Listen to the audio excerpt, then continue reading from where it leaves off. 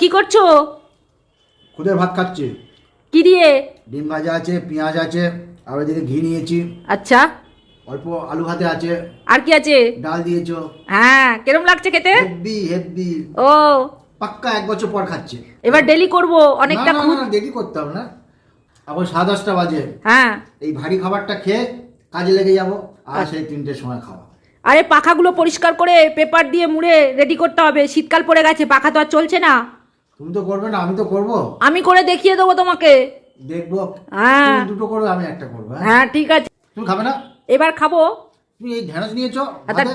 2টো ঢেঁড়স তো কজনকে দেবো? তা আমার একটা দিলে না। তো একটা খাবে, খাও ওর দিয়ে।